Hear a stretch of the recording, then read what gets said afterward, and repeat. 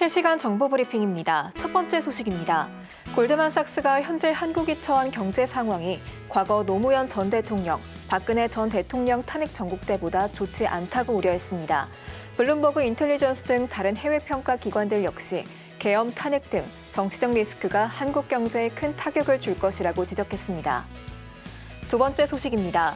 중국이 잇따른 경기 부양책에도 CPI 상승폭이 둔화되며 디플레이션 우려를 벗어나지 못했습니다. 중국 국가통계국은 11월 중국 CPI가 전년 동월 대비 0.2% 상승했다고 밝혔는데요. 이는 시장 예상치인 0.5%에도 미치지 못함과 동시에 전월 상승폭보다 떨어진 수치입니다. 세 번째 소식입니다. 도널드 트럼프 미국 대통령 당선인의 취임 이후 벌어질 글로벌 무역 전쟁의 여파로 유로존의 기준금리가 비상 수준까지 하락할 수 있다는 경고가 나왔습니다. 미국과 유럽의 무역 전쟁이 벌어질 경우 유로존 경제에 충격이 더 클 수 있다는 분석입니다. 마지막 소식입니다. 윤석열 대통령의 비상계엄 선포와 탄핵 논란으로 자본시장이 혼란을 겪는 가운데 국내 투자자의 미국 채권 보관액이 사상 최대인 17조 원까지 증가한 것으로 나타났습니다. 5일 기준 국내 투자자의 미국 채권 보관액은 하나로 약 16조 9,053억 원을 기록했는데요. 이는 통계가 공개된 2011년 이후 최대치입니다.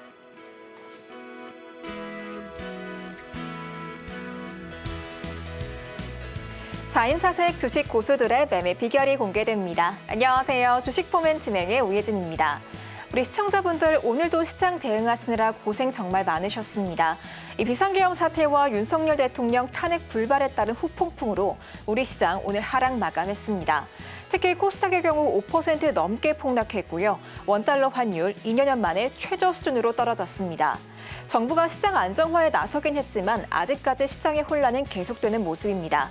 이런 가운데 국내 시장에 계속해서 투자하는 게 맞나, 또 이런 와중에도 상승하는 종목들은 있나, 이런저런 고민들 많으실 것 같은데요.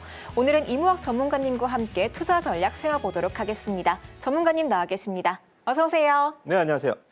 네, 전문가님. 오늘 우리 시장 그야말로 정말 어려웠습니다. 이런 가운데 우리 투자자분들 국내 증시에 계속해서 머무르는 게 맞나 고민하신 분들 정말 많으실 것 같아요. 오늘 시장 어떻게 보셨는지 먼저 분석부터 제시해 주시죠. 네, 원래 월요일 날은 좀 활짝 웃으면서 시작을 해야 되는데요. 또 웬만하면 저도 그러려고 노력을 하는데 오늘은 도무지 도대체 좀 웃음기를 좀 찾기 힘든 시장이었고 뭐 저도 마찬가지로 굉장히 좀 맥이 빠지는 증시가 아니었나 좀 생각이 좀 듭니다. 특히나 뭐 좋았다가 빠진 것도 아니고요. 국내 증시로 치면 뭐 거의 격투기를 비교하면요. 거의 전투 의지가 없는 거의 패배한 넉다운돼 있는 상대에게 사커킥을 날린 이번 계엄령 선포가 아니었나 증시로 치면 그렇게 좀 과격한 표현을 좀 해드리고 싶습니다. 정통을 맞았죠, 그죠? 사커킥도 정통을 맞았고요. 뭐 거의 지금 그러기 상태의 지금 증시 흐름입니다. 그렇다고 해서 뭐 이대로 끝은 아니겠죠, 그죠? 물론 뭐 여러 가지 정치적 불확실성은 앞으로도 뭐 당분간 이어질 수 있고요. 또 거기에 따른 증시 변동성도 확대될 수 있겠지만. 종국에 가서는 제 뭐 정치적인 시간은 아니지만 뭐 오늘 여러분들 종일 뉴스를 보셨겠지만 일단은 좀 빠른 전국 안정을 좀 기대해 보고요. 또 이런 것들을 바탕으로 해서 말 그대로 좀 불씨가 꺼져가든 오히려 증시에 좀 트리거가 부족했었던 증시에 오히려 좀 화력 있는 재료가 돼서 무조건 안 좋게만 생각할 게 아니라 오늘 또 1시간 여러 가지 좀 설명을 좀 들어보면서 또 증시의 방향성을 좀 잘 잡고 또 지금 주식 매도는 뭐 절대 안 됩니다. 아시다시피 너무 늦었죠, 그죠? 또 특히나 오늘 수급 상황 보시면 아시겠지만 여기서 던지는 물량들 외국인 기관 투자자들이 다 잡아먹어 가고 있거든요, 그죠? 그래서 이럴수록 조금 더 한숨을 내쉬면서 증시 상황을 천천히 지켜보면서 대응하시고 오늘도 그렇다고 우리가 뭐 종목 얘기하지 말고 하루 종일 시황 얘기할 거 아니잖아요. 지난 8월 5일 블랙 먼데이를 생각해 보면서 뭐 월요일마다 왜 이렇게 빠지는지 모르겠지만 오늘 시간 또 제가 책임지고 1시간 주식 얘기 잘 풀어보도록 하겠습니다. 네, 이렇게 정치적 불확실성이 이어지고 있지만 또 우리 증시에 다가올 봄을 기대해보면서 빠른 안정을 기대해보자는 말씀 전해주셨습니다. 그렇다면 이어서 오늘 시장의 전반적인 이슈를 한번 여쭤볼 텐데요. 전문가님, 네. 오늘 시장에서 전문가님 보셨을 때 이건 좀 눈여겨볼 만했다. 어떤 주요적인 이슈가 있었을까요? 이슈적인 측면보다는 이따가 좀 설명을 좀 드리겠지만 네. 수급 상황이 굉장히 좋았어요. 네. 보통 이렇게 장이 5%대 이상 코스닥 지수가 급락을 하고 코스피가 뭐 3% 가까이 급락을 하면 외국인 투자자들이 선물 포지션을 매도로 네. 예를 들어서 선물은 10,000계약 이상, 현물 쪽에서는 뭐 8천억 이상 이렇게 매도를 하면서 대형주 위주로 밀고 내려가거든요. 네. 근데 오늘 같은 경우는 삼성전자 하이닉스도 뭐 거의 안 빠지는 흐름 보여주면서 말 그대로 이 개인 투자자들의 투매가 좀 이끌었던 장세가 아닌가 좀 생각이 듭니다. 그 근거의 논지로는 자 화면을 보시겠습니다. 자 나스닥 우리가 이렇게까지 변방의 국가가 됐나요? 우리가 만약에 계엄령이 선포가 되고 정말 이 전국이 극도의 불안정으로 들어갔으면 미국 증시가 빠졌을까요? 이렇게까지 우리나라의 이 위치가 글로벌 증시에 약했던 적이 있나 생각이 좀 듭니다. 아니 조금 흔들리기라도 해야 되잖아요, 그죠? 미국 증시라도 안 흔들립니다. 네. 탄핵은 우리나라 시간으로는 네, 지난주 수요일 기점으로 네, 이 탄핵이 아니라 이 계엄령이 선포가 됐었지만 그 이후로도 금요일 날 미국 증시는 아랑곳하지 않고 신고가를 기록해주면서 뭐 쟤네 무슨 일 있는 거야? 나는 몰라 하면서 네, 제 지표 호조죠. PMI 지표 호조로 고용 지표도 좋았고 올라가지고 있습니다. 자, 뜬금없이 제가 독일 지수를 갖고 왔는데요. 독일 지수도 아시다시피 제조업의 강국, 유럽의 맏형. 얘는 또 갑자기 왜 가죠? 얘도 경기 부양하나요? 잘 모르겠습니다. 독일 관련한 데이터는 잘 없기 때문에 잘 모르겠지만 독일 닥스 지수가 신고가를 독일은 2년 연속 GDP 성장률이 마이너스가 예고되는 저성장, 유럽에서도 상당히 제조업에 약간 독일 너마저라고 하는 지표들을 보여주고 있음에도 독일 지수가 또 뜬금없이 신고가 가지고 있고요. 또 중국 증시도 우리나라와 북한이 끼어 있지만 맞닿아 있는 국가잖아요, 그죠? 그런 국가 마켓마저도 뭐 어떠한 일이 벌어지는지 나는 뭐 관심 없어 하면서 뭐 자기 갈 길을 꾸준히 가지고 있는 흐름입니다. 즉 글로벌 증시는 뭐 외신 보도에는 막 어쩌고 저쩌고 뭐 논평을 내고 어쩌고 저쩌고 하지만 증시는 반영이 되고 있지 않아요. 즉 증시에 반영이 안 된다라는 것은 이 사태가 조기에 수습될 것이라고 보는 견해들이 지배적이라는 거죠, 그죠? 그래서 글로벌 증시의 이 흐름들을 봤을 때는 제가 봤을 때는 뭐 큰 우리나라 신용등급 하락이나 이런 변동은 없겠다라고 좀 보여지고요. 자, 그럼에도 불구하고 코스피는 지난 8월 5일 블랙 먼데이 저점을 깨고 내려가면서 18% 이상 주가가 빠져 있는 상황입니다. 또 특히나 이 코스닥 지수 같은 경우는 지금 32%가 빠져 있어요. 그죠? 연초 대비해 32%. 블랙 먼데이 때 깜짝 놀라셨죠. 그죠? 이때가 그래도 끝이었겠구나. V자 반등이 나오면서 글로벌 증시와 함께 동반 강세를 보이다가 그때 당시 기준으로도 지금 9% 이상 주가가 더 빠져 있는 말 그대로 627포인트 패닉 셀링 흐름이 나와주고 있습니다. 자, 근데 여기서 조금 그때 당시와 틀린 게 뭐냐면 8월 5일 블랙 먼데이 때는 뭐가 반영이 됐죠? 글로벌 증시가 다 폭락했습니다. 미국, 일본, 걔네들은 금방 다 회복하고 미국 증시 다 신고가 다시 갔지만 이때 당시에는 트리플 악재가 있었어요. 엔캐리, 그죠? 엔캐리 자금에 대한 악재가 있었고요. 미국의 경기 침체에 대한 우려가 그 당시에 굉장히 강하게 또 있었으면 또 하나 뭐여 있었죠? 엔비디아가 주가 폭락을 하면서 AI의 버블 이게 한꺼번에 다 터져야 이 정도 간다라고 우리가 그때 학습을 했습니다. 그죠? 이게 엔캐리 트레이드와 미국 경기 침체와 AI 버블이 한꺼번에 터지면 이 폭락 나온다.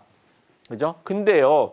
플러스 여기서 뭐가 터진 거예요? 하나 더 알파가 우리나라 정치적 불확실성이 또 하나가 터지면서 풀썩 주저앉은 거죠. 그래서 제가 여기서 뭐라 그랬어요? 다른 마켓은 다 올라갔는데 혼자 주저앉는 모습. 전투 의지가 없다. 싸울 마음이 없는데 주저앉아 있는데 여기서 싹 꺾이게 한 대 날라온 거죠. 그죠? 그래서 지금 증시의 상황은 현 상황은 이렇지만 자, 우리의 증시를 이끌어가는 게 누굽니까? 쩐주들. 그죠? 판을 짜는 기획자들이 있을 거 아니에요. 그죠? 뭐 세력주를 치면 세력들, 외국인과 기관도 제가 세력이라 그랬죠, 그죠? 자, 지금 상황, 지난주 금요일자 기준이에요. 뭐 기사 보셨겠지만 36%가 52주 신저가입니다. 네, 36%가 오늘 데이터 포함하면 제가 봤을 때는 40% 이상일 것 같아요. 그죠? 오늘 또 코스닥이 5% 폭락을 했으니까요. 그러니까 뭐예요? 셋 중 하나가 아니라 넷 중 두 개, 뭐 이런 식으로 다섯 중에 두 개는 52주 신저가다. 그래서 지금 이런 상황에서 뭐 국내 주식을 해야 돼 말아야 돼가 아니라 이 말 그대로 모두가 다 두려워할 때 지금 상황을 면밀하게 조금 더 디테일하게 살펴보자입니다. 자, 원달러 환율이 1,430원을 돌파했으니까 증시가 폭락을 했어요. 맞는 얘기입니다만, 그죠? 맞는 얘기입니다만, 이때는 증시가 폭락을 했나요? 불과 20원 차이, 뭐 환율 시장에서 외환 시장에서 20원 큰 차이입니다만 여기서 그러면 100원이 뛰었는데 이때 당시에 증시가 막 폭락을 했어요? 그건 아니란 말입니다. 그죠? 그러면 환율이 급락을 하면 여기서는 증시가 폭등을 했나요? 그건 아니라는 겁니다. 그죠? 물론 환율 급등은 우리나라 여러 가지 악재가 될 수 있는 건 맞습니다만 무조건적으로 환율에 따라서 외국인들이 이탈하고 증시는 폭락한다. 이 논리는 아니라는 거죠. 그죠? 그러면 원달러 환율이 급락을 하면 원화가 강세를 보면 외국인들 돌아와요? 안 돌아왔잖아요. 지금 그러면 얘네들 외국인들 나갑니까? 잘 보세요. 외국인들 나갑니까? 안 나가요. 그죠? 우리가 이 시장 리스크가 반영이 됐을 때 우리가 여기까지 분위기 좋았어요. 12월 4일까지만 해도 미국 제조업도 좋고 드디어 이제 트럼프 악재도 조금 이제 트럼프 트레이드에 대한 악재도 우리가 해소를 좀 하고 시간이 좀 지났으니까 우리도 이제 좀 갈 때가 되지 않았나? 이제 나가려고 옷을 입었는데 갑자기 계엄령이 선포가 된 거죠. 그죠? 그러면 외국인들이 여기서부터 살려다가 아니야. 1조 팔고 2조 팔면 진짜 나가는구나. 이 지경이 되는구나라고 했는데 평소 대비 파는 거와 그대로 팔아요. 오늘은 또 샀어요. 그죠? 기관도 볼까요? 기관 투자자들이 지금 제일 잘하는 게 뭐예요? 개미들 물량 뺏어서 빈집 털기, 외국인 따라하기. 기관 애들이 잘하는 건 줏대가 없어요. 그죠? 자, 기관 투자자들 매수가 이 개인들 투매 나올 때부터 들어왔어요. 4일부터? 아니, 기존에도 계속 샀어요. 얘네들은 기존 포지션을 그대로 하고 있단 말입니다. 개인들 신용 물량만 지금 털리는 거예요. 그죠? 자, 특히나 지금 보시면 화면에는 좀 안 보이시겠지만 여기 화면에 좀 잘려서 여러분들 개별적으로 보시면 연기금에서 지금 한 달 이상 계속 사주고 있습니다. 연기금에서. 연기금은 자, 그러면 지금 수급만 딱 보면 그렇겠죠. 증한 펀드 아니면 뭐 증시가 폭락하니까 연기금이 자금을 넣는다? No. 그러면 이전에 팔다가 지금 막 뭐 1조, 2조씩 사야죠. 기존에도 샀어요. 3천억. 외국인들이 연기금은 11월부터 계속 샀습니다. 연기금은 왜 계속 사요? 연기금은요. 1년에 자산 배분 포트폴리오가 있어요. 채권 얼마, 주식 얼마, 뭐 상품 얼마. 예를 들어서 그러면 연기금의 이 버릇이 뭐냐면 항상 채권 비중을 높여요. 계속 연중 내내 주식을 계속 좀 멀리 하다가 연말에 딱 와보니까 채권 비중이 연초에 예를 들어 30%였는데 35%가 돼 있고 주식 비중은 15%를 채워야 되는데 10%밖에 없다. 그러면 채권 비중을 줄이고 주식 비중을 늘리는 게 맨날 얘네들의 특징입니다. 올해도 어긋나지 않아요. 그죠? 그래서 지금 수급 자체는 이런 것이다. 얘네들은 바뀐 게 없다. 하던 대로 하고 있고요. 특히나 고무적이죠. 증시가 이 급락을 하고 불확실성이 확대되고 오늘 코스닥이 5% 가까이 빠졌지만 코스닥 수급입니다. 외국에서 2천억 담아갔습니다. 폭락 직전에도 그가 매수로 많이 포지션을 돌아갔는데 이제 악재가 터진 거고요. 그럼 기관 투자자들은요.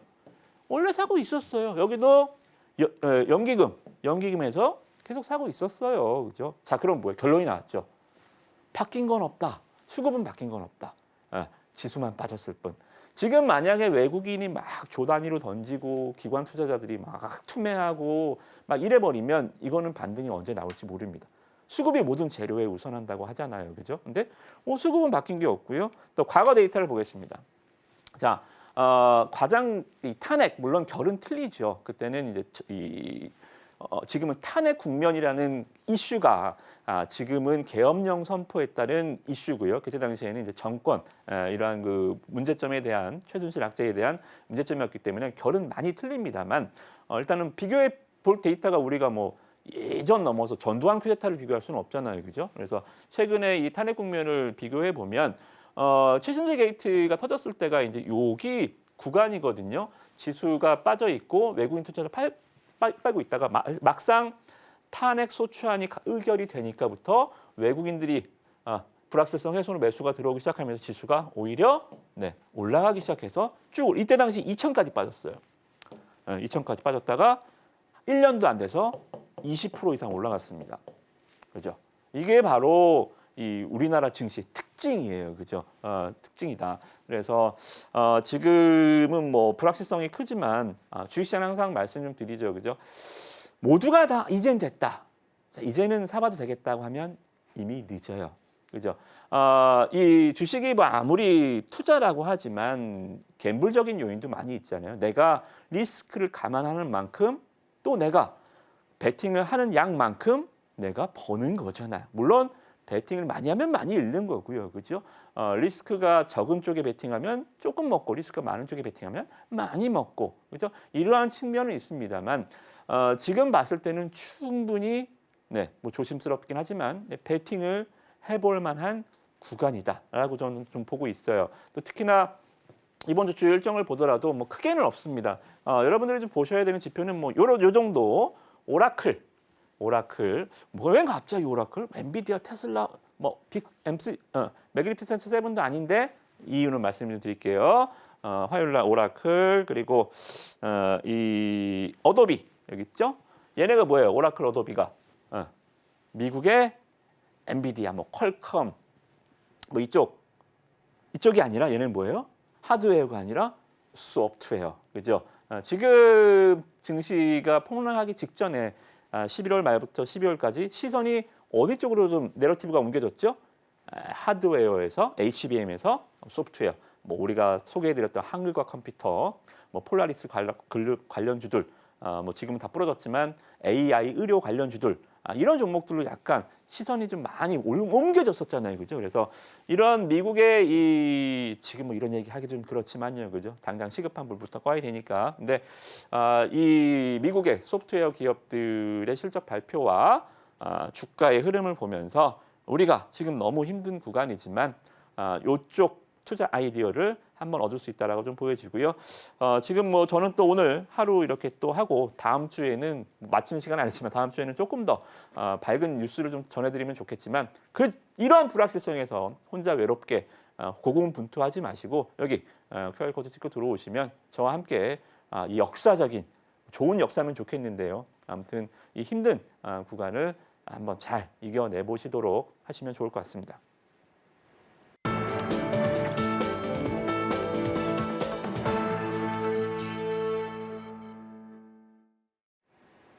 시장 상황이 무척이나 어렵습니다만 역사적으로 위기는 언제나 있었습니다. 그럴 때마다 어떻게 대응하느냐가 가장 중요했었는데요. 가장 최근의 경우만 살펴보더라도 8월 초에 블랙 먼데이 사태가 있었습니다. 그때도 지금과 비슷했습니다. 외국인들이 매수를 했었고요. 개인들이 물량 크게 덜어냈었습니다. 지금 그때의 공포가 다시금 스멀스멀 고개를 들고 있는데요. 전문가님, 이런 와중에 이번 고비 어떻게 헤쳐나가면 좋을지 저희 시청자분들께 조언 한 말씀 부탁드릴게요. 간단하게 말씀드리면 일단 갖고 있는 주식들 뭐 되게 잘못된 종목 아니면 보유 관점을 잘 유지하시고요. 특히나 뭐 현금 비중이 있으시거나 또 투자할 여력이 좀 있으시다면 또 우리 위너 11 종목들 잘 보시면 아마 한 주 주간 단위로도 굉장히 큰 수익이 따라올 수 있는 구간이다라고 좀 보여집니다. 블랙 먼데이 하잖아요. 뭐 오늘도 블랙 먼데이는 맞죠, 그죠? 뭐 큰 블랙 먼데이는 아니지만 블랙 뭐 반데이 이래야 될지 모르겠지만 어찌됐든 간에 월요일마다 걸려요, 제가 월요일 방송이기 때문에. 공교롭게도 네, 공교롭게도. 근데 나쁜 게 아니에요. 왜냐하면 방송을 하기 싫어 죽겠어요, 오늘 같은 날. 무슨 말을 해야 될까 참 응원을 드리고 싶은데 좀 고민이 많이 됩니다. 오늘 같은 방송을 하면. 근데 지난번에 블랙 먼데이 때도 제가 똑같은 말씀 드렸어요. 참 방송하기 어려운 날인데요. 한번 해봅시다. 그러면서 제가 종목을 똑같이 평소 대비해서 똑같이 10개를 갖고 왔고 또 금방 반등이 나올 겁니다. 너무 많이 빠졌습니다라고 말씀드렸습니다. 자, 지난번 방송을 못 보신 분들은 돌려보셔도 좋습니다. 제가 없는 얘기는 안 하잖아요. 그죠? 8월 5일 날 우리가 월요일 날 방송이었어요. 월요일 날 방송을 하고 제가 10종목을 갖고 왔습니다. 그리고 어떻게 됐어요? 화, 수, 목, 금 이렇게 올라가고 월요일 날 다 거의 일단은 요거 떨어진 거는 다 회복을 했습니다. 저는 감히 한번 예상을 해볼게요. 그죠? 모르겠어요. 어디까지 또 주가가 언제까지 빠질지 모르겠지만 어디까지 올라갈지 모르겠지만 이 수급 상황을 봤을 때 다시 코스닥으로 가면 자 일단은 여기 이것 때문에 빠진 여기 그러니까 빠지기 이전 수준 물론 더 가요. 한참 가야죠. 그죠? 한참 가야죠. 그죠? 근데 저는 이번 일주일도 이번 화, 수, 목, 금 다음 주 월요일까지 5일만 이 시간을 주시면 시간이 간다면 빠지기 이전 이 계엄령 선포로 인한 증시 하락폭만큼 여기 한 600 카운트로 치면 한 680 정도 되거든요. 요거 정도는 회복할 수 있지 않을까. 여기 언저리까지는 이 뚫고 가는 건 또 다른 걸 찾아봐야겠죠. 그죠? 그죠? 이제 일단은 이것 때문에 빠진 거는 이게 그렇게 오래 가면서 막 600 깨지고 550 가고 막 아작이 날 것 같진 않다. 왜요? 아까 수급 보여드렸잖아요. 그죠? 그래서 제가 종목을 많이 갖고 왔고요. 평소 대비 또 갖고 왔고요. 이때 제가 소개해드렸던 종목들 제가 잠깐만 수익률 보여드릴게요. 자, 우리가 8월 5일 날 블랙 먼데이 때 제가 종목을 갖고 오고 다음 주 8월 12일 날 수익률 리뷰를 해드렸죠. 자, 화면 이런 화면이 다음 주 월요일도 나왔으면 좋겠어요. 코스피 2600선 회복 외국기관 순매수하면서 빨간불 막 들어오고요. 그죠? 다음 주에도 이 화면 보셨으면 좋을 것 같은데 종목을 볼게요. 자, 삼화전기 자 이렇게 떨어졌다가요. 그죠? 빵 치고 올라오면서 28% 수익이 났습니다. 그죠? 삼화전기. 자, 하나, 두 개. 휴젤 빵 빠지는 거 어쩔 수 없어요. 지수가 막 이렇게 5%씩 밀려버리는데 뭐 대안이 있어요. 그죠? 차트 제가 오늘 강의는 못해요. 뭐 차트가 맞아요 지금? 기술적 분석이 뭐가 맞아요 지금? 안 맞아요. 그죠? 23% 그냥 올려버리. 차트 이런 건 차트로 설명이 안 되잖아요. 그죠? 차트가 알았어요? 계엄령 선포할 거를? 아무도 차트가 그걸 어떻게 알아요, 그죠? 누구도 모르는 거고요, 그죠? 차트는 지나고 나서 설명하기 위한 수단이고 그리고 이러한 그 여러 가지 경험치 못했던 이러한 불확실성 상수는 예견할 수 있어도 변수는 예견하지 못합니다, 그죠? 그래서 이렇게 차트가 부러질 때는 차트 분석하시면 안 돼요, 그죠? 그래서 오늘 차트 분석 안 할 거예요. 미리 말씀드리면 자 리가캠 27%. 자 볼까요? 5일 동안 수익률이라니까요. 23%, 28%, 일가캠 27%. 자, 토비스 빵 빠져. 이게 차트가 어디 있어요? 그냥 작살나는 차트죠, 그죠? 24%. 자, 하이라이트 MVP 뭐예요? 카페 24. 이때 당시에도 지난주에도 카페 24가 MVP였죠. 34%.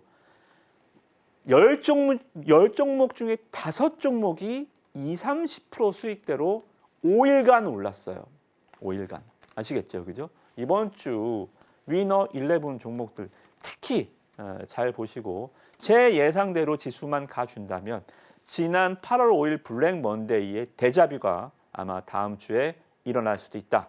종목 특히나 집중하셔서 정말 지려 밟은 증시에서 여러분들 불씨를 우리 종목으로라도 이 종목으로라도 살려보시기를 권해드리도록 하겠습니다.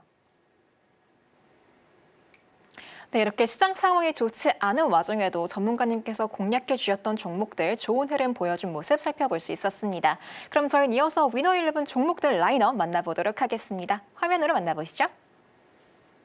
네, 먼저 수비수 종목으로는 SK 디스커버리 올라와 있고요. 게임 중 시프트업 올라와 있습니다. 미드필더로는 또 올라와 있네요. 디오유 올라와 있고요. 엔젤 로보틱스 올라와 있습니다. 오늘 개인들의 투매가 거셌는데 그 와중에도 엔젤 로보틱스는 개인들의 나홀로 매수세 보여준 종목입니다.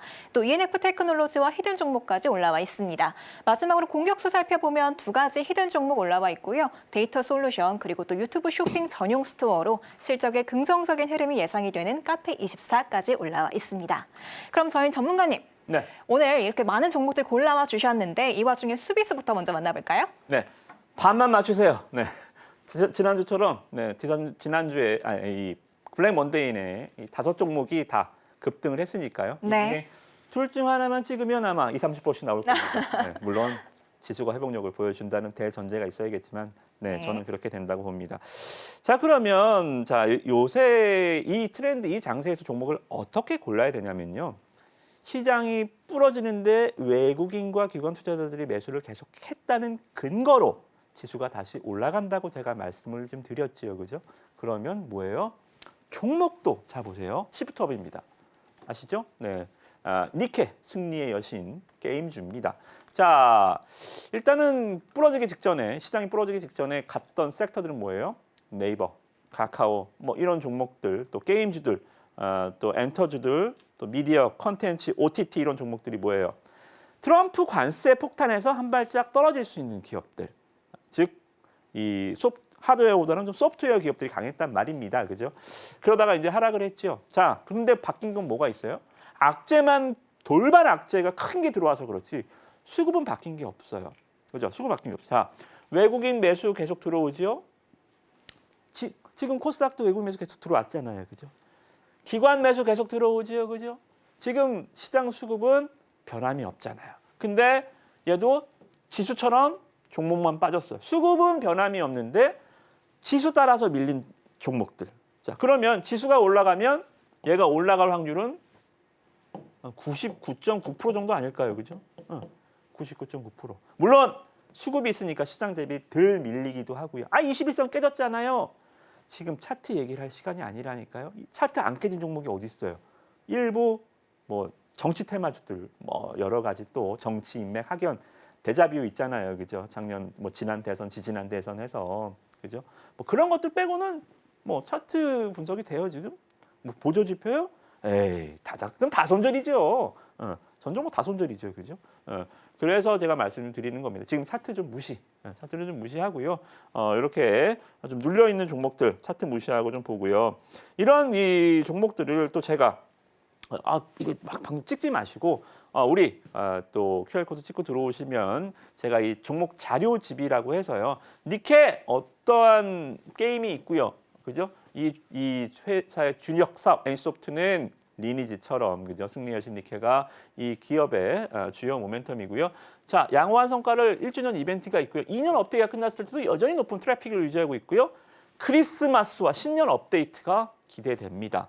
수급 좋아요. 여전히 별 5개 양매수 들어와주고 있고요.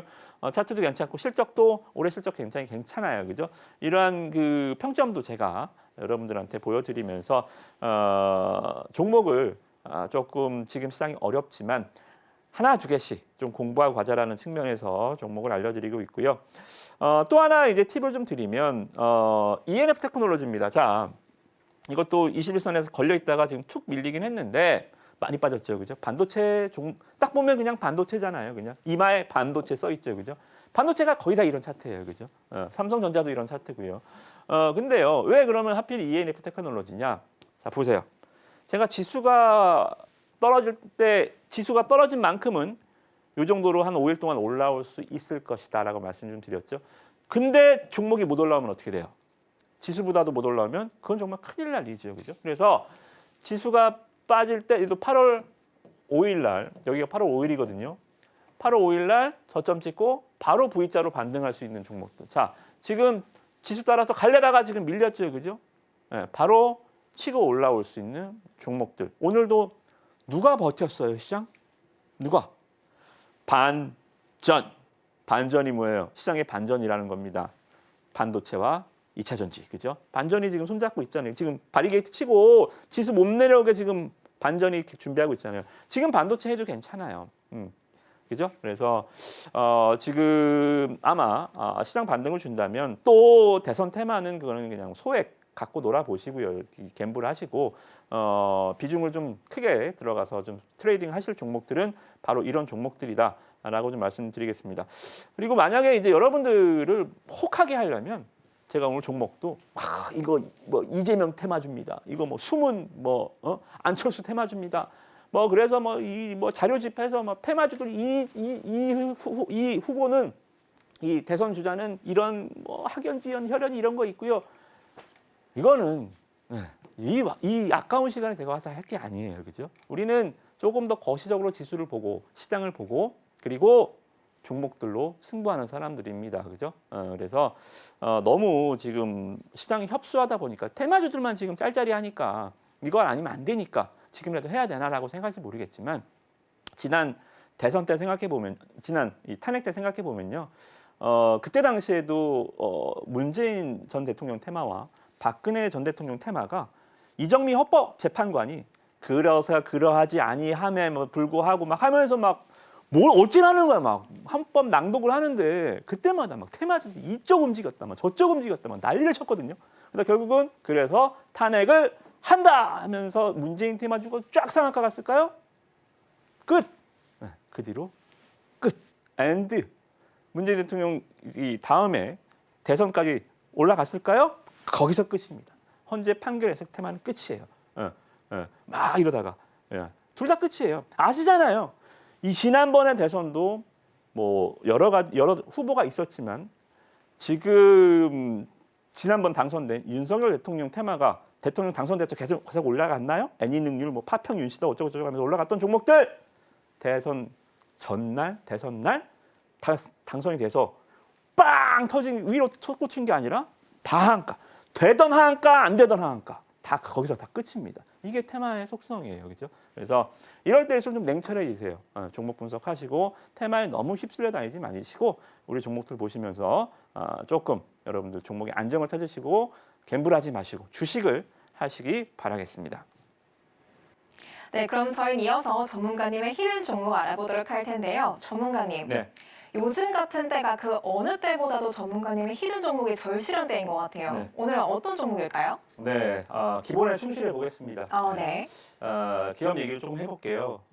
지금 시각이 무슨 기업 분석이냐 생각하실 수 있겠지만 이럴 때일수록 기초에 또 기본에 충실해야 되지 않나 생각이 좀 듭니다. 모르겠어요. 다른 방송에서 뭐 다 테마주 찾기 뭐 하실지 모르겠지만 그냥 하던 대로 하겠습니다. 반도체용 블랭크 마스크를 만드는 회사입니다. 자, 반도체 종목들 하셔야 된다고 말씀드렸죠. 반등이 나오는 타이밍에 시장이 무너졌기 때문입니다. 그죠? 오늘 하락장도 삼전 하이닉스가 딱 버텨냈고요. 자, 그래서 반도체용 블랭크 마스크가 뭐냐면 우리가 극자외선 우리가 ASML로 좀 유명하죠, 그죠? 2나노미터 이 선단 공정단에서 쓰는 그러니까 고도의 기술을 요하는 공정이라고 생각하시면 됩니다. 근데 거기에 들어가는 제품들은 다 비싸고 굉장히 섬세하겠죠, 그죠? 거기서 이 마찬가지 블랭크 마스크라는 게 들어갑니다.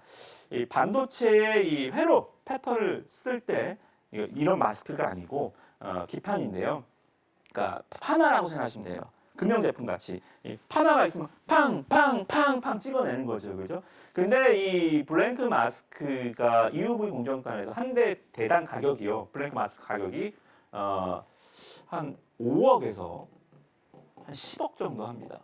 10억 정도. 근데 이것이 먼지가 잘 끼고 또 잘 이게 수율이 잘 안 나오기 때문에 보통 한 두 번 쓰면 버려야 돼요. 폐기 처분하고 또 5에서 10억짜리 제품을 또 갈아 껴야 됩니다. 굉장히 비싼 금형 제품 같죠, 그죠? 근데 여기에다가 이 블랭크 마스크에다가 이제 이 그러니까 펠리클을 쓰면 펠리클이 뭐라고 생각하시면 되냐면 여기다가 자꾸 여기에 이제 먼지가 끼고 자주 이게 계속 쓰면 수율이 안 나오니까 스마트폰도 안 깨지게 하려면 뭐 써요, 우리? 여기 앞에다가 우리가 이 커버 글라스 씌우잖아요, 그죠? 이런 거예요. 그러면 이게 얼마냐? 5천만 원에서 한 1억 정도 해요. 자, 이것만 씌우면 얼마나 좋아요, 그죠? 스마트폰 한번 깨트리면 얼마예요, 액정? 2~30만 원 하는데 이거 한 5천 원짜리, 만 원짜리 끼우면 잘 안 깨지잖아요, 그죠? 그죠? 그래서 이거를 만들기는 쉬워요? 어렵습니다. 그래서 지금 뭐 확실한 얘기는 아니지만 우리가 한참 뒤쳐져 있는 게 뭐예요? TSMC. 한참 지금 수율이 안 나와서 꽤 많이 우리가 지금 이 파운드리 사업을 삼성전자가 접어야 되냐 말아야 되냐 기로에 서 있을 정도로 한참 뒤쳐져 있는데 그 이유 중 하나가 TSMC는 이 블랭크 마스크의 이 펠리클을 한 4년 전부터 스스로 개발해서 쓰고 있다라고 합니다. 그래서 삼성전자도 야 이거 우리는 못 만드는 거야? 해서 우리나라 두 개 회사가 이거를 열심히 만들고 있었는데 드디어 여기 보시면 이 나왔죠. EUV용 블랭크 마스크 양산을 준비 위한 설비 투자를 한다. 설비 투자를 이제 합니다. 이제 설비 투자를 미쳤다고 그냥 일을 저질렀겠어요? 아니죠. 이거 뭐예요? 일단은 샘플 테스트와 그리고 여러 가지 삼성전자나 이러한 그 허가를 받기 위해서 어느 정도의 딜이 얘기가 진행이 됐다라는 거죠, 그죠? 구체적인 상황은 일단은 뭐 엠바고에 걸렸는지 뭔지는 잘 안 나오고 있습니다만 일단 기업이 설비 투자를 양산을 위해서 설비 투자를 했다는 것 자체는 이 기업이 정말 무대뽀가 아닌 이상 이제 기술 여러 가지 테스트는 거의 끝나지 않았을까 좀 생각이 듭니다. 자, 그러니까 주가가 이 장이 작살나는데도 적산병 21선을 돌파를 자 악재로 시장이 폭락하는데 종목이 뿅뿅뿅 계속 올라가잖아요. 그죠? 누가 사요? 기관 투자자들이 야 이거 진짜래 이번에. 여기서 슬쩍 한번 올렸습니다. 저는 이런 패턴 굉장히 좋아하는데요. 장이 온전치 않으니까 한 번에는 잘 못 가요. 그래서 쓱 한번 올라왔다가 20조3번 돌파하면 올라왔다가 한번 깨집니다. 쓱 깨는데요. 이렇게 올라왔다가 빵 깨지면 안 돼요. 이거는 그냥 한번 이슈성 시세잖아요. 그게 아니고 자 어떻게 돼요? 이런 거를 이제 21선 짝꿍둥이 패턴이라고 하는 제가 나중에 강의해 드릴게요. 지금 차트 강의가 안 먹히니까. 근데 너무 차트가 좋아서 이렇게 이번 증시 급락에서 봤었던 차트 중에 이 대선 테마주들 말고는 제일 좋은 것 같아요. 1차 저점, 2차 저점. 왼쪽 궁둥이가 오른쪽 궁둥이보다 낮죠. 그리고 21선이 한 번 돌파하고 2차 골든 크로스가 나오죠. 그죠? 왜냐하면 이게 어떤 논리냐면 한 번 올라왔을 때 따라붙었던 이 데이 트레이더들이 21선 살짝 깨면 다 도망가요. 손절해버립니다. 근데 이 물량을 많이 깨지도 못해요. 주가가 관리가 되니까요. 그죠? 살짝 페이크죠. 깨는 척하고 다시 올리는 겁니다. 그죠? 기관 투자들 같이 들어오면서 올려주는 모습. 오늘도 장이 이 난리브로스를 추는데도 5일선 딱 지지받죠. 그죠? 이런 종목이 이렇게 올라갈 수 있어요. 그죠? 그래서 시장이 참 대선 테마 얘기해야 제가 오늘도 인기가 좀 있겠지만 우리는 가던 길 정도를 가니까요. 여기 반도체 종목들, 요런 종목들 지금 시세가 나오는 종목들 반도체주들 글쎄 아무거나 잡아도 그냥 저는 반은 먹고 가는 한 주가 아닐까 생각이 들긴 하는데 기왕이면 제 종목으로 한번 해보시면 좋을 것 같습니다. 네, 이렇게 오늘과 같은 장에도 테마주가 아니라 기초에 충실해서 시세가 나올 종목들 짚어봐 주셨습니다. 이렇게 전문가님의 투자 노하우 방송 시간 1시간 내에 모두 다 담기는 짧게 느껴지기도 합니다. 전문가님과 방송 시간 이외에도 함께 하실 수 있는 문은 열려 있는데요. 방법은 자막 하단 참고해 주세요. 그럼 저희 이어서 다음 히든 종목에 대해서 알아보겠습니다. 전문가님, 다음 종목은 어떤 걸까요? 일단 이 기업은 오늘 시간의 거래에서 좀 올라왔어요. 제가 이제 방송 원고를 넘기는 시간이 일단 4시 정도 시간의 거래 막 시작할 때 넘기는데 일단 뭐 넘겼기에 급등한 거 뭐 내일 시세는 어떻게 될지 모르니까요. 일단 한번 말씀을 다시 드려보도록 하겠습니다. 지금 오늘 장 끝나고 6시 이 시간의 거래를 보니까 또 우크라이나 재건 테마주들이 또 움직였습니다. 그죠? 관련한 시간에 걸려 상한가 간 종목도 있고요. 뭐 그 관련주이기도 합니다. 일단 이스라엘 하마스 휴전 이후에 또 트럼프 집권 내년 1월이잖아요. 여기에 따라서 이제 이 제런스키도 휴전하고 싶다, 지친다, 니네 이제 돈 안 준다며, 안 밀어준다며, 이제 뭐 어떤 식으로든 결론이 나겠죠. 우리만 지금 정세가 극변하고 있지만 세계는 약간의 뭐 언제 다시 또 전쟁이 이렇게 평화가 한 번에 오지는 않겠지만 극에 달했었던 이 전 세계적인 극과 극한 대립 상태는 조금 완화되지 않을까 생각이 좀 듭니다. 그래서 지금 테마주들 만약에 이 테마주들이 좀 올라간다라고 한다면 이 테마주는 이게 선순환이잖아요. 그렇죠? 예를 들어서 이재명 관련주인 에이텍을 매매한 사람이 내일 수익 실현을 하고 삼성전자를 살까요? 그러진 않을 거잖아요. 거기는 그 판이 있습니다. 그죠? 테마주 판이 있어요. 그죠? 그죠? 그래서 아마 그쪽에 내일 수급이 오늘 너무 강했으니까 내일 좀 쉬겠죠. 그죠? 그러면 이 수급이 테마는 테마끼리 돌거든요.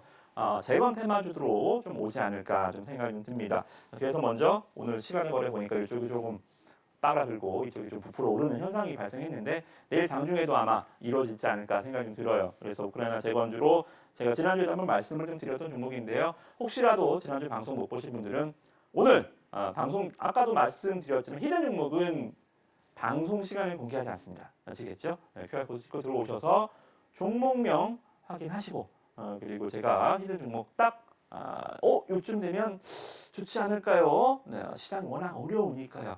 제가 어느 타이밍이 좋은지까지도 함께 하시는 분들한테 제가 좀 노하우를 알려드릴 테니까 보시면 좋을 것 같습니다.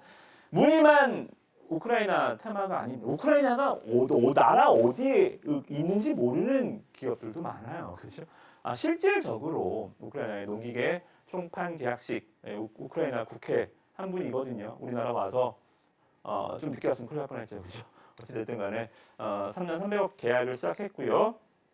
그리고 기술적으로 보시면 제가 지지라인 뒤로 우리가 위너 11이라는 축구 경기를 약간 조금 모티브해서 좀 말씀을 종목을 이해하기 쉽게 설명을 좀 드리잖아요. 상대방이 막 뭐 엄청난 기세로 공격해 옵니다. 시장이 막 밀고 내려오는 거죠. 그러면 수비수들은 어떻게 돼요?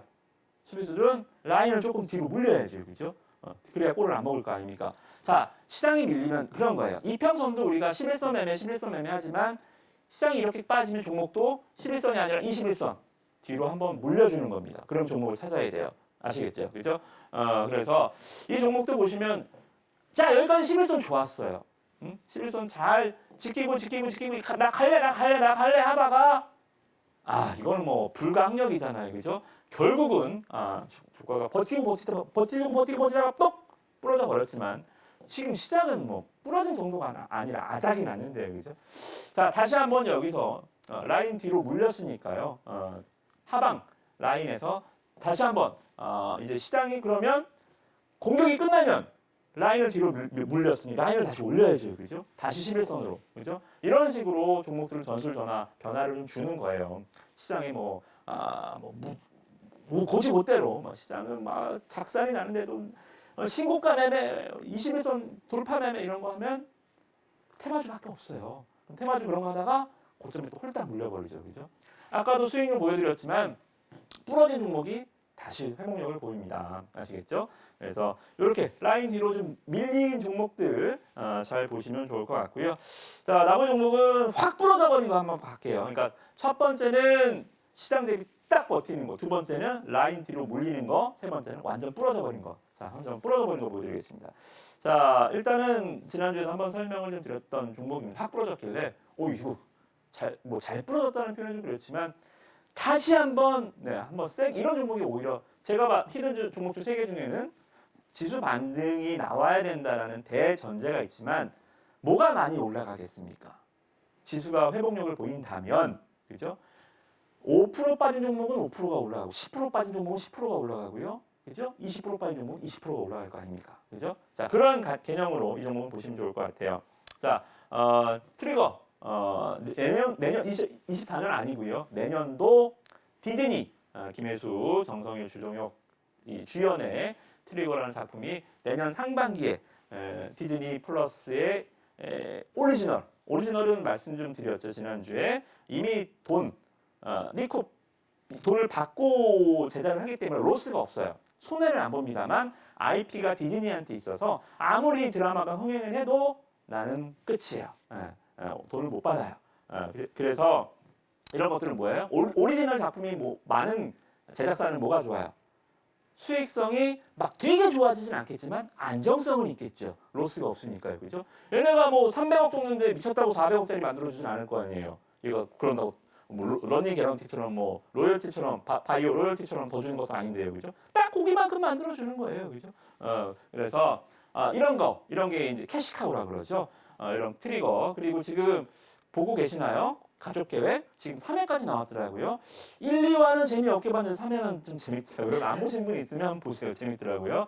아무튼 배두나 류승범, 백윤식 일단 이 주연만 보더라도 볼 가치가 있지 않나요? 그래서 쿠팡 플레이 요새 좀 뜨는 드라마인 것 같으니까 이거 오리지널입니다. 그죠? 좀 드라마 옛날에 좀 못 만들었는데 요새는 퀄리티 좀 올라온 것 같아요.